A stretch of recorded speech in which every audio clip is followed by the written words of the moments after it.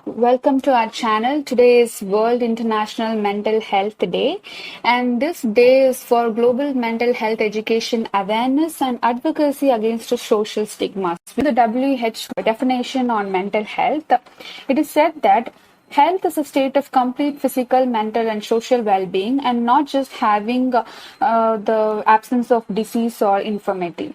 So, coming to the physical conditions of body, it is important for us to have good nutritional food and also exercise, and more importantly, sleep. So, yes, today's topic is about sleep. A new study in sleep says that people who have slept for less than 7 of the past 24 hours have higher chances of being involved in or responsible for car crashes. The risk is great for drivers who have slept less than 4 hours. In India alone, 40% of the road accidents are happening due to sleep-deprived drivers, says Indian transport officials. In India, 1.5 lakh people die in road accidents. Some are due to speeding and some are due to sleep driving and sleep deprivation. Around 16.5% of the fatal car crashes in USA are caused by microsleep, says AAA Foundation for Traffic Safety. So let's understand what is microsleep. So this microsleep, as the name suggests, it's going to be micro, not short. It's going to be micro. So it's going to be last from 2 seconds to 30 seconds. So mostly often the people are not aware of the microsleep has occurred. So you have the episode of microsleep when you are feeling drowsy or performing a daily task such as reading or driving. So this microsleep is caused by sleep deprivation. So the sleep deprivation means not having required amount of sleep that the body needs for the healthy functioning. Thus, this microsleep happens to regain body energy, but can lead to major issues if you are driving. Sleep deprivation is a serious and common problem in today's world. 24 into 7 days of working society are more prone to sleep deprivation. One thing to be noted in recent lockdown may have saved 20 lives on Indian roads, lesser deaths and crashes or accidents, apart from COVID-19 death roll.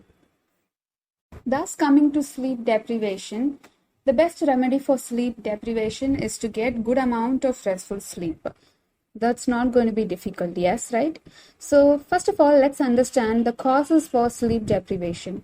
There are lots of causes. In that, the most important 6 causes I'm going to talk about it.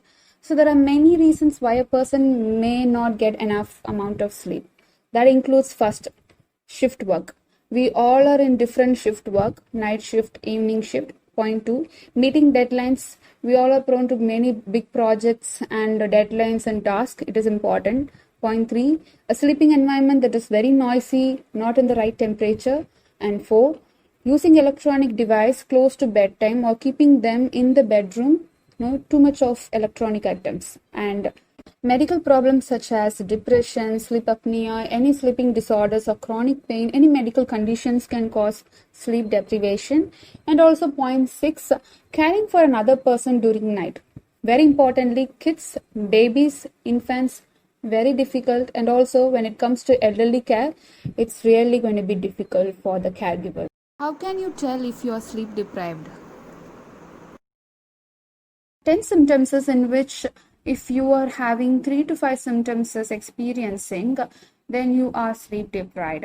Say, first it is feeling drowsy or falling asleep during the day in middle of a work, falling asleep within 5 minutes of lying down, short periods of sleep during working hours like microsleep, and needing an alarm clock to wake you up, and having a great hard time getting out of the bed, having forgetfulness, mood changes, trouble focusing on a task, or feeling irritated throughout the day, and falling in sleep after a heavy meal, or even consuming a low amount of liquor. So how can we come across this sleep deprivation? First of all, please avoid coffee, especially after evening, after 6 p.m.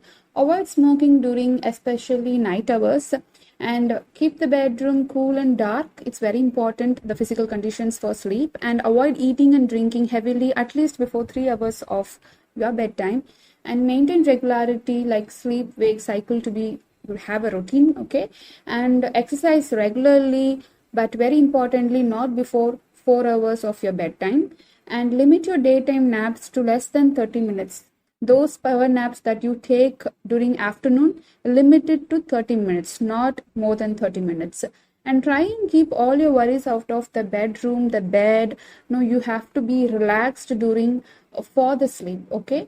And for relaxation, you can read books and magazines, even listen to music. Try to avoid electronic devices like mobile phone, TV, computer, laptops, anything, any screen devices. It is important to avoid those screen devices because too much of light to eyes is not really going to help you in sleep.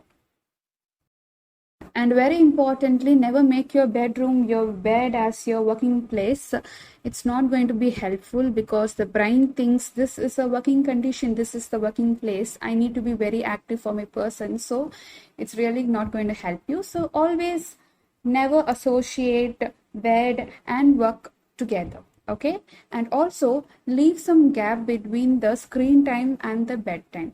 It can be of 20 or 30 minutes. Hope this video is useful for you. In case if you're not able to overcome the problem of sleep deprivation or any other sleep related problems, please consult a medical practitioner or any other mental health practitioner.